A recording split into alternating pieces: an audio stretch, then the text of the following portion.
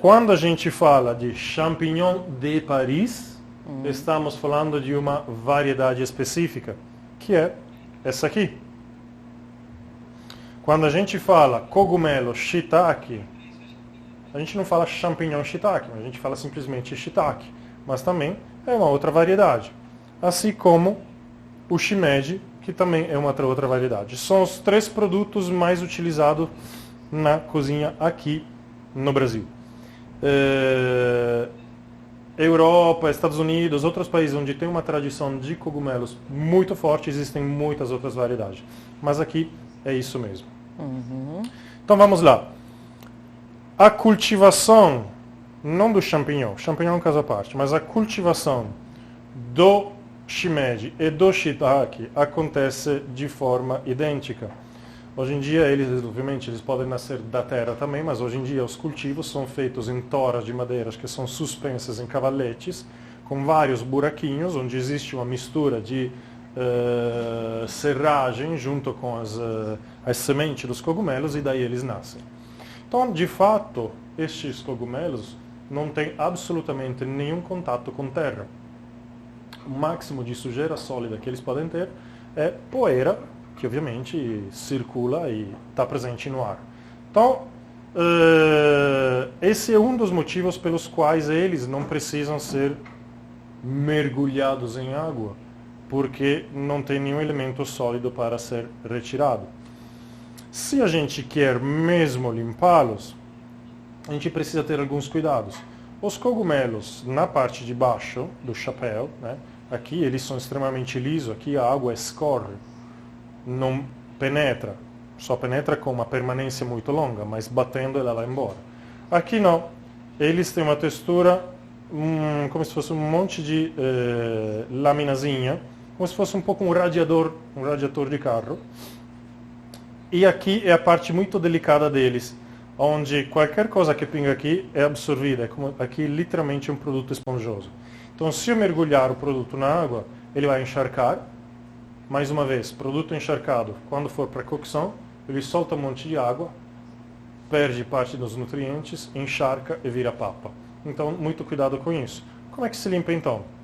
Se eu for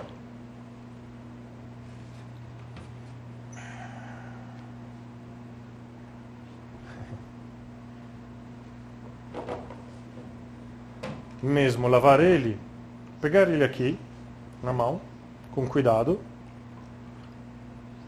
e lavar o chapéu do champignon. Logo em seguida, seco ele. Porque, como a gente acabou de falar, é um produto muito sensível, muito esponjoso. Ok? E aí, está lá prontinho para a utilização. O shimeji é um pouco mais complicado. O shimeji normalmente ele vem pronto para uso. E aqui o trabalho não tem muito o que fazer, na verdade, né? Ele é simplesmente quase desfolhado, né? É só soltar ele em pequenos gomos, desta forma. Ele é comestível 100%. Então não tem muito o que fazer. E aqui está um shimeji pronto para ser utilizado. Posso soltar menor ou maior, depende muito do que eu quero fazer. Posso até soltar um por um, se for o caso. Diana, tem uma pergunta. Fala mais bem pertinho do microfone para a gente te ouvir bem.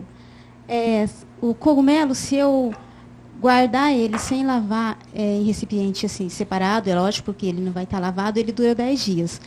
E se eu guardar ele lavado, como você está lavando, qual é a durabilidade dele? Desde que eu seque bem ele, se mantém o mesmo prazo. Desde que eu tenho cuidado de não cair água aqui, se mantém no mesmo prazo. Sem problemas.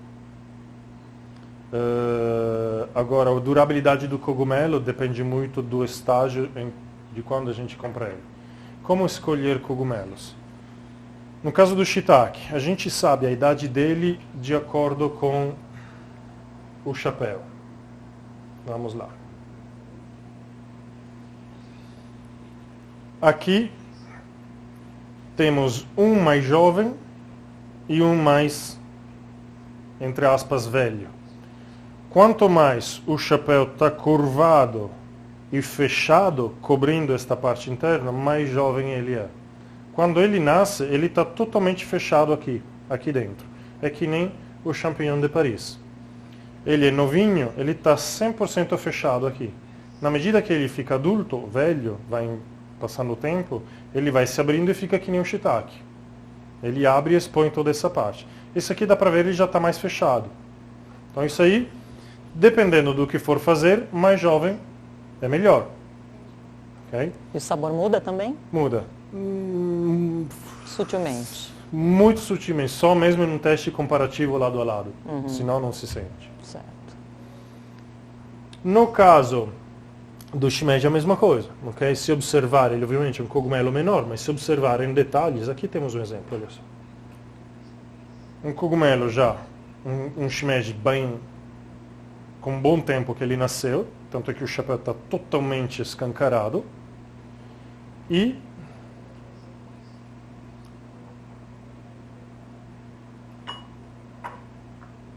aqui está, quebrei ele. Um outro que está mais fechadinho. Bem diferente. Ok? Jovem, velho. Os dois são bons, os dois são comestíveis. Mas mais bonito, mais feio. Ok? Do shiitake se come quase tudo. No shimeji se come tudo. No shiitake não. É comestível? É comestível, mas não é agradável. É muito duro e muito fibroso. Então não é legal comer isso. Tem sabor? Tem. Pode fazer um chá, pode fazer um caldo, pode fazer... Pode cozinhar ele, bater e depois peneirar para fazer um creme. Mas não comer pedaço inteiro, assim, não dá. Então se elimina. Vou deixar já cortado esses 3, que com eles a gente mostra os cortes. Champignon de Paris. Ele, de todos, é o produto que mais vem com terra normalmente. O champignon, como ele está 100% fechado aqui, quando ele é bem jovem, eu consigo mergulhar na água sem problema. Mas também não posso deixar ele lá, porque ele não é impermeável. Então, uma lavagem rápida. Se for o caso, dá uma esfregada. Tem umas escovinhas para champignon específicas que ajudam a retirar o produto sólido. Lava bem, né? Esfrega entre eles para limpar. Depois,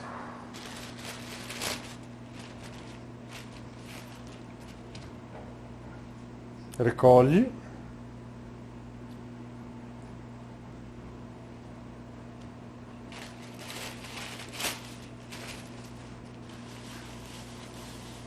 Delicadamente, né? Não é uma bolinha de gude.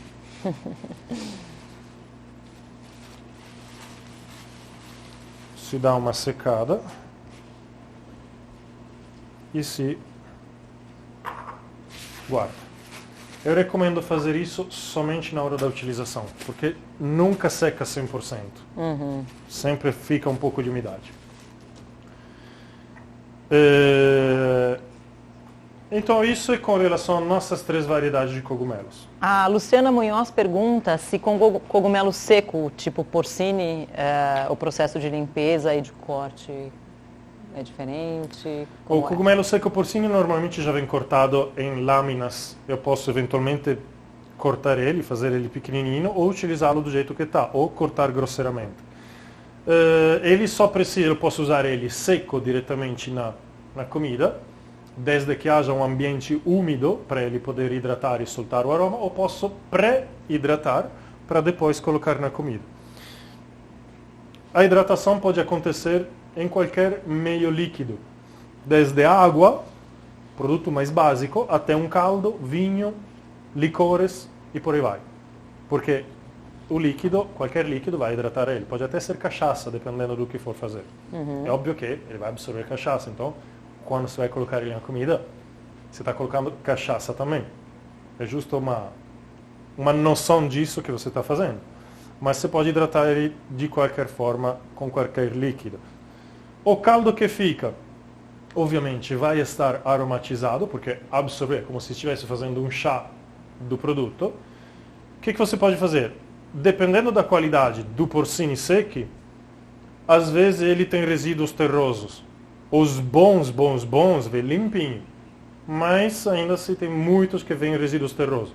Pega esse caldo, coa numa peneira com um paninho, um filtro de café, desses tipo Melita, o que for, para retirar todo o produto sólido. E aí você utiliza ele para aromatizar tua sopa, teu molho, teu o que for. Ok? Vamos lá. Respondido? Respondido. Vamos puxar só um pouquinho a bandeja aqui para frente para afastar da toba, assim a gente consegue ver melhor. Isso. Por favor. Vou tirar disso aqui. Cortes. Shimeji não se corta, é só soltar, pronto para uso. Shiitake. Duas maneiras. Posso trabalhar ele inteiro também, né? Grelhado, aí não tem corte, obviamente.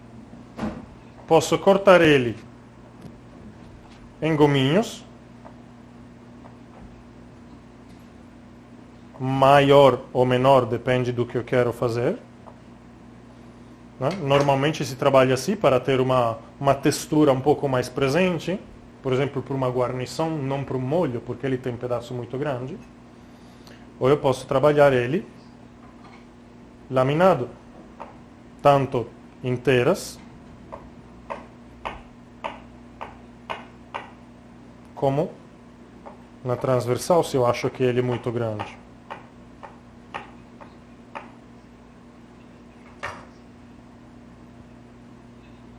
E fica bonito.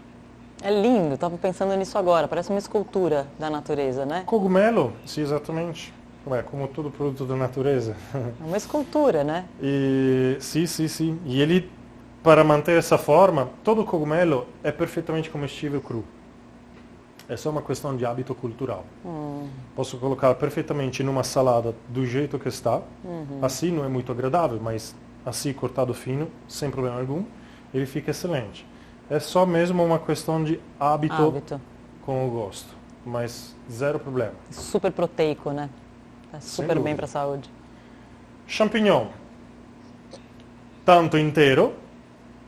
Posso trabalhar ele sem o talo, que é perfeitamente comestível. Posso trabalhar ele cortado ao meio, ou ainda em gominhos, ou ainda em gominhos menores.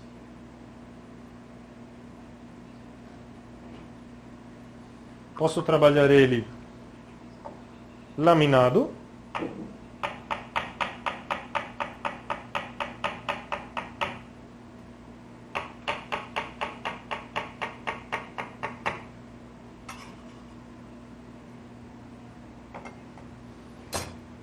Posso trabalhar ele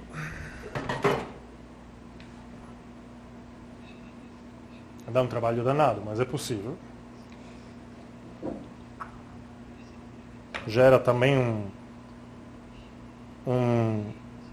não exatamente um desperdício, mas gera um volume de aparas considerável, mas que não é jogado fora, é utilizado para outras coisas.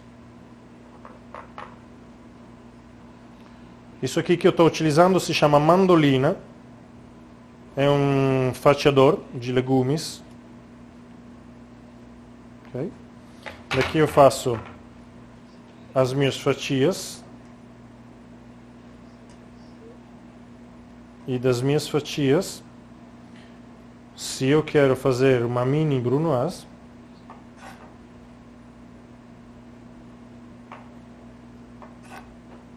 eu aparo ele. Isso é para um dia que você vai estar muito inspirado, com muita vontade de surpreender. É óbvio que esse tipo de corte você não usa nunca em grandes volumes, né? É mais para finalização, para pequenos detalhes. Então nunca em grande quantidade.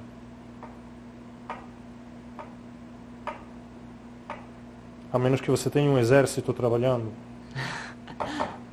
E você faz uma mini brunoise. Olha só, gente. Estamos brincando Incrível, né? aqui com texturas e sabores. Jonathan está humilhando a gente com esses cortes, né? Olha Ok. aqui a cara dos nossos convidados. O pessoal já está... Não tem limite para o corte, é tudo uma questão do quanto eu quero brincar com texturas e sabores. Posso, por exemplo, fazer um creme de champignon, onde eu faço com os talos o creme, depois coloco no meio do creme uns gominhos salteados e por último finalizo com uma mini brunoise crua. Então eu tenho um único produto, mas com 3 texturas diferentes, com 3 sabores diferentes.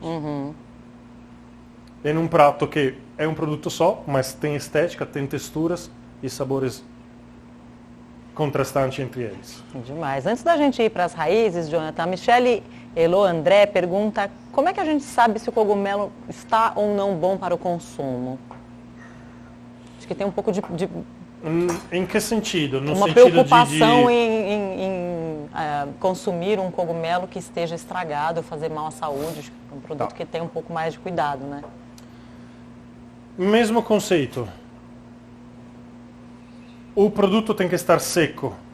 Não pode estar preto, não pode estar melado, não pode estar murcho, tem que estar firme. Cogumelo é um produto esponjoso, então obviamente ele tem uma sua fofura.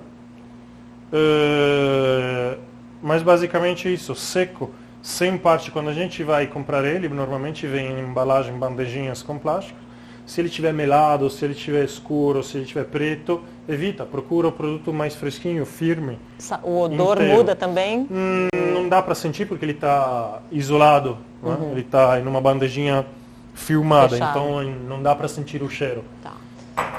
Vamos para as Mas raízes? esses são os critérios de seleção. De seleção. Muito bem. Vamos passar para as raízes.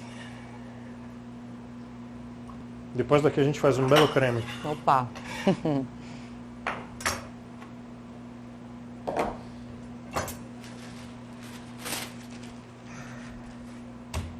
Descascador na mão.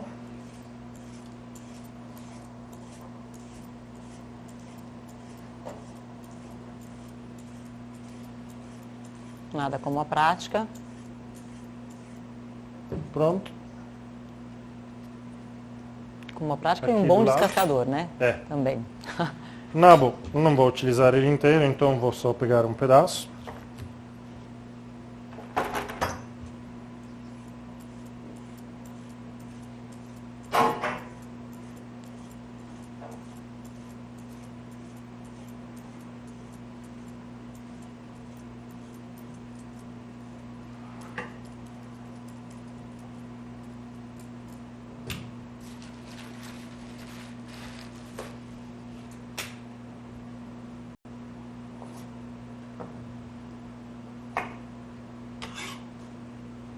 Pronto.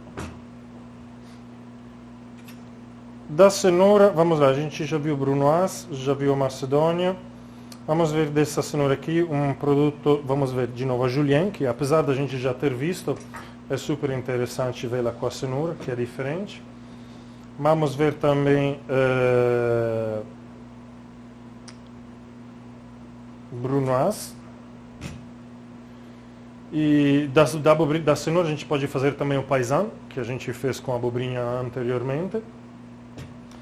Dá para fazer o torneado, dá para fazer praticamente quase tudo.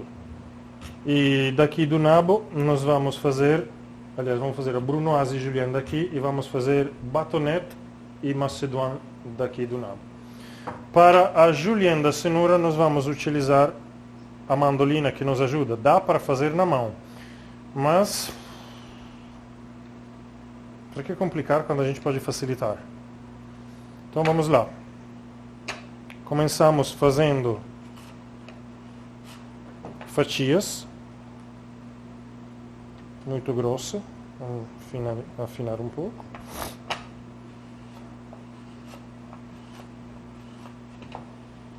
Ok. Mais duas, justo para mostrar. Tem que tomar muito cuidado com isso, que não perdoa. Esse é um instrumento que corta Perigoso. muitíssimo E quando for utilizar ele, meu conselho, já vi pessoas se machucarem muito feio com isso, inclusive eu já várias vezes, mesmo com ano de experiência. Às vezes o legume trava, por X motivo, porque ele é muito compacto, muito duro. Não gosto de utilizar aquela tampinha que vem com os preguinhos para segurar ele, porque machuca todo o legume. Então eu não gosto disso, prefiro tomar cuidado com isso. Sempre apoiar aqui a base dele, segurar com firmeza, né? Nunca assim no vazio, porque eu não tenho nenhuma firmeza, não tenho nenhum controle sobre o que vai fazer. De repente ele escorrega, vai de uma vez e meu dedo vai junto. Então muito cuidado. Então, apoiado, ok? Se eu sinto que o meu produto trava, aí em vez de fazer força com a mão suspensa desta forma aqui, o que eu faço? Porque aqui, se o legume decide ir e eu não tenho minha mão apoiada, minha mão vai também. Eu não consigo, não tenho reflexo suficiente, por quanto seja rápido, para parar antes do meu dedo encontrar a lâmina. Então, como fazer isso? Apoio a mão aqui, então desta forma eu crio um freio e vou empurrando o legume aos poucos com o polegar. Dá para ver aqui? Dá para ver. Apoio a palma da mão e empurro ele devagarzinho. Mesmo que o meu legume decida escorregar e ir embora, a minha mão não vai, porque ela está apoiada. Tem um limite, tem um apoio, ok? Então não tem como fugir. E aí eu vou empurrando aos pouquinhos até ele passar. É óbvio que depois, com prática, a gente fica mais confiante. Mas quando tu fica mais confiante, mais cuidado, claro. Porque o corte é mais feio. Certo? Jonathan, então, essa é a dica de trabalho com isso. Jonathan, Mary Souza pergunta como é que se ela pode usar a cenoura com casca, se a casca estiver bem lisinha. Depende. Eu sou a favor de utilizar os produtos o máximo possível, mais natural, da forma mais natural possível. Mas a casca tem sabor diferente. A casca escurece, a casca quando corta visivelmente é feia, porque a cenoura por dentro é brilhante. Olha só, vamos pegar esse pedacinho aqui, Thiago, mostra, faz um zoom aqui. Olha a diferença. Produto fresco, sem casca, brilhante, bonito, e aqui a parte da casca. Então, ele não fica esteticamente bonito. A gente sabe que nutricionalmente é bom, a gente sabe que tem muitas vantagens, mas nem sempre, dependendo do tipo de cozinha que a gente está fazendo, nem sempre dá para aproveitar tudo. O Jonathan pode estar utilizando numa sopa, no caso, né? Que esteticamente não ia ficar feio, sim? Não é verdade que esteticamente não ia ficar feio, porque ia ficar escura a sopa. Então, não ia ficar com aquele laranja bonito, vibrante aqui. Ia ficar um laranja escurecido, meio preto. Não é bacana. Além disso, sinceramente, nutricionalmente é importante, mas o sabor muda drasticamente. Se você me der uma sopa de cenoura, eu sei dizer se ela foi feita com casca ou não. E não é lá tão agradável o sabor da casca, sinceramente. É nutricional, sim, é nutriente, mas não é agradável. Volto a dizer, não sou a favor do desperdício à toa, não sou a favor de eliminar coisas, mas há um limite para o aproveitamento. E depende muito também do tipo de cozinha e do que eu esteja fazendo. Okay? Vamos lá, Juliane. Fiz as minhas lâminas, né, as minhas fatias de cenoura. Julienne é uma tira bem fininha, que eu posso utilizar em salada, em yakisoba. Daqui eu posso fazer também, mais uma vez. Não vou deixar essas aqui do lado, que essas eram para o Julienne. Vou fazer com esses aqui.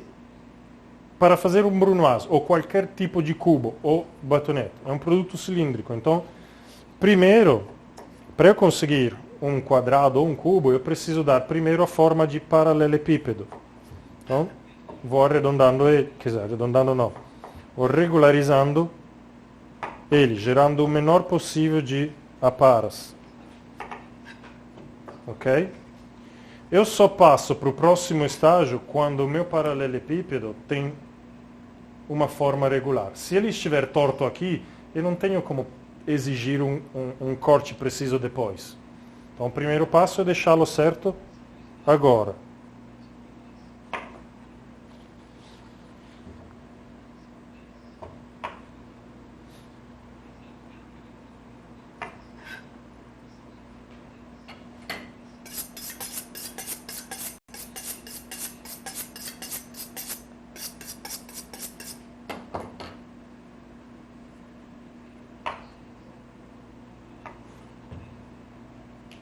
Ok. Daqui eu decido a largura da minha fatia de acordo com o tamanho do cubo que eu quero fazer. Quero fazer uma brunoise, eu faço uma fatia fina. Todas elas iguais, obviamente. Quero fazer uma macedônia, faço uma fatia maior. E assim por diante. Vou fazer mais uma.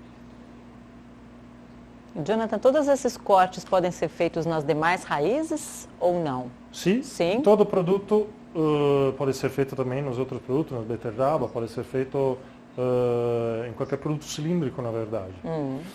Daqui, para eu conseguir fazer um cubo, regularizo um pouco ela. Para eu poder fazer, como é que eu sei qual é a largura do corte que eu tenho que fazer aqui? Eu tenho que fazer a mesma a largura igual à espessura dela. Então primeiro observo a espessura do meu corte. Se ela está diferente em algum canto, eu preciso acertar, porque senão o meu cubo vai sair diferente um do outro. Então se ela estiver certinha, eu prossigo. Então ela está, observei a espessura e vou fazer a mesma largura. Nunca sobrepor mais de 2 fatias, porque quando eu coloco 3 ou 4, a minha cenoura se torna muito instável. Uma coisa importante também é nunca desmontar o corte, mantê-lo junto aí, porque desta forma eu consigo manter o padrão.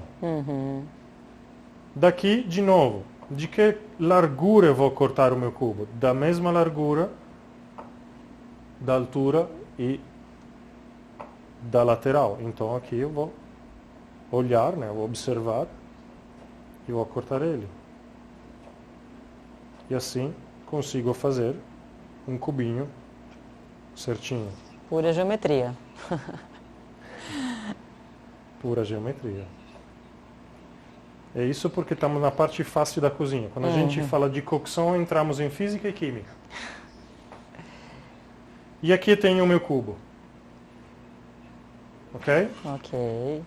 Que é a brunoise. Macedônia, feita com a cenoura ou feita com o nabo, é exatamente a mesma coisa. Primeiro eu parto de um paralelepípedo. Do paralelepípedo faço as fatias. Das fatias faço o palito ou o batonete. O que é um batonete? Um batonete é este aqui.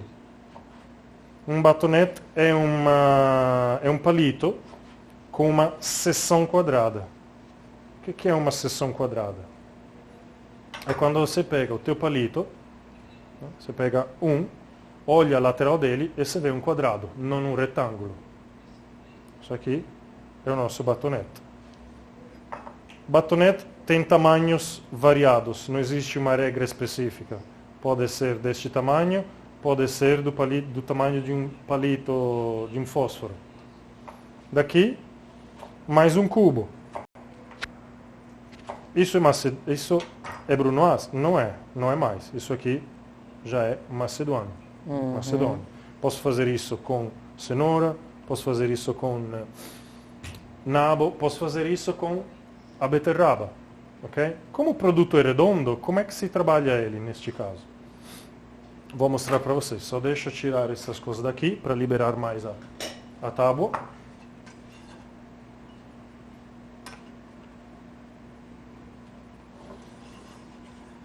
E todas essas aparas aqui que se geram para fazer esses cortes precisos, o que se faz?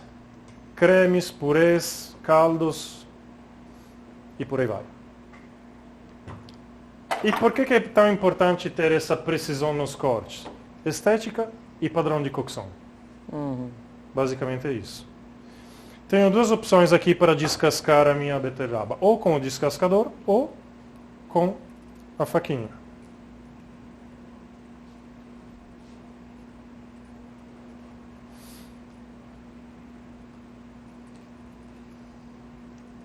Casca da beterraba, a mesma coisa. Melhor não usar. Até poderia.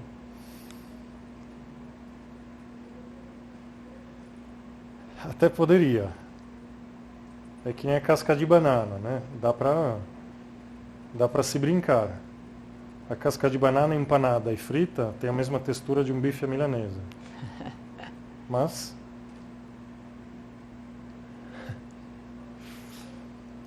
nada de errado, tudo depende da proposta da minha cozinha.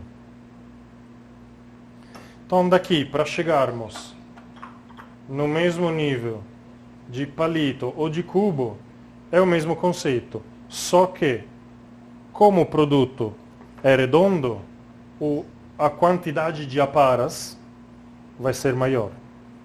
Então eu tenho aqui, faço a fatia da mesma altura da macedônia, ou faço a fatia da mesma espessura do brunoise.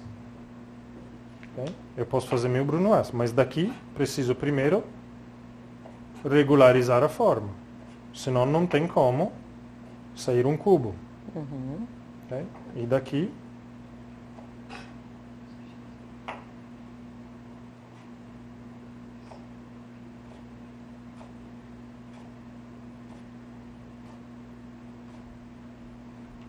isso aqui também é um batonete, diferente desse, mais fino, mas é. Alinho.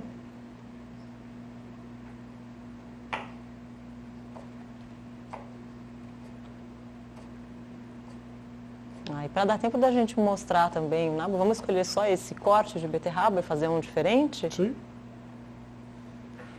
Ok, então, de novo, brunoise. Corte diferente com a beterraba, podemos sujar ela toda.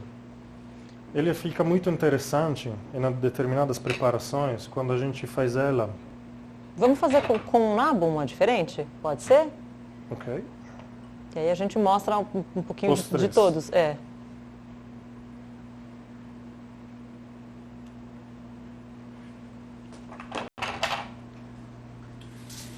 O nabo depois da beterraba é cruel. É.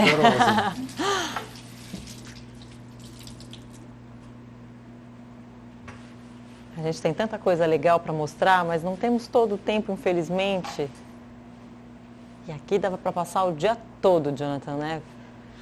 Muitos detalhes, muitos cortes. Estamos falando dos cortes clássicos mais utilizados. Depois tem ainda muitos produtos criativos, cortes criativos.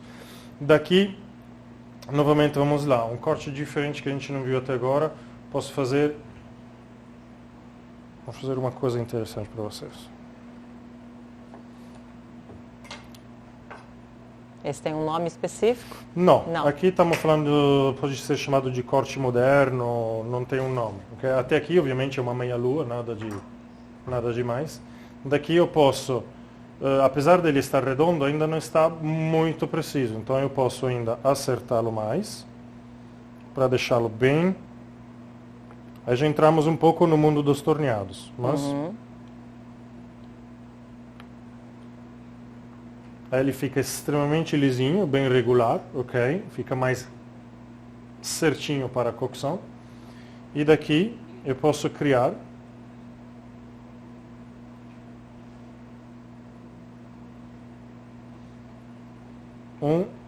e ainda assim arredondar a bordinha.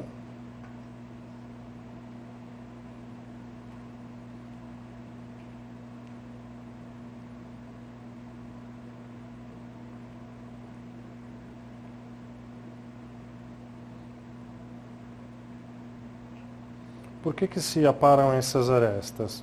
Porque quando a gente vai cozinhar o produto, essas arestas, elas têm a tendência a desmanchar mais do que o restante do produto. Então, estamos falando aqui de um nível de detalhe muito alto, né? Olha, ficou rosa o nabo. É um nível de detalhe muito alto. Mas quando vai para cozinhar, se a gente deixa o canto vivo, essa pequena parte do legume, ele desmancha um pouco. E, além de mudar a textura do produto, pode eventualmente sujar a minha preparação. Então, é um nível de detalhe muito alto que só se faz mesmo em restaurante, por exemplo, 3 estrelas Michelin, ou daí para cima. Daí para cima não, porque para cima não tem mais nada. Não existe mais. Mas nesse nível de exigência de detalhe. Isso para mostrar o que pode ser feito também com os produtos.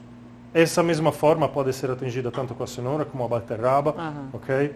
É justo um tipo de torneado diferente. Até porque senão, quando a gente fala de cortes clássicos, sempre são variações de palitos e cubos. Os nomes mudam, um é macedon e um é brunoise, mas sempre um cubo. Um é batonete, um é allumette, um é palito, um é batata frita, mas é sempre um palito com vários tamanhos diferentes. Então, na cozinha clássica, as variações de cortes giram todas em torno de cortes longos e finos, palitos, julienne, batonete, ou cubos, brunoise, macedônia. Tem um corte do qual eu não falei importante. Vamos fazer ele bem rapidinho. Rapidinho. Mirepoix. Mirepoix é muito polêmico, porque as pessoas conhecem como preparação, tem algumas escolas que ensinam como preparação. Na verdade, Mirepoix é as duas coisas, ela define tanto um corte como uma preparação. Mirepoix é um corte irregular, não tem exatamente uma forma definida, mas digamos que são cubos ou pedaços irregulares de mais ou menos 2 por 2 centímetros, como está cortado aqui, que é aplicado a quê? A legumes como cenoura, alho poró, aipo ou salsão e cebola. Nessa mesma forma aqui. E esse é o tipo de corte, né? Corte irregular de mais ou menos 2 por 2, aplicado a cenoura, cebola, alho poró e salsão.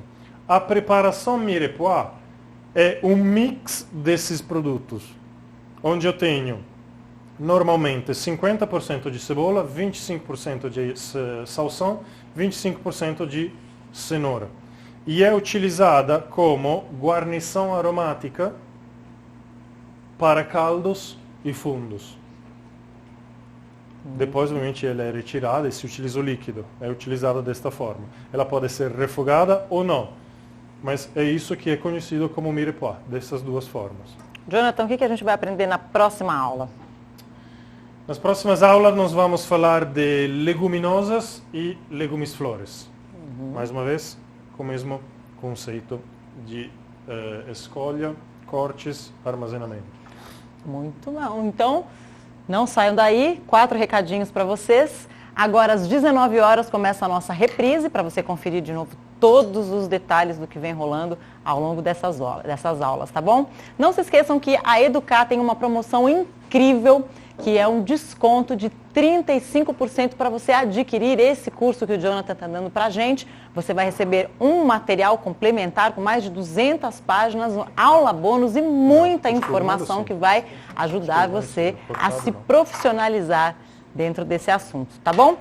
Participando dessa promoção, adquirindo o curso com os 35%, você já vai estar automaticamente concorrendo a um kit que vamos sortear. Olha aí na sua tela que kit, que belo presente imperdível. Kit chefe com maleta contendo 20 peças Century da Tramontina, um material imprescindível para quem quer trabalhar profissionalmente.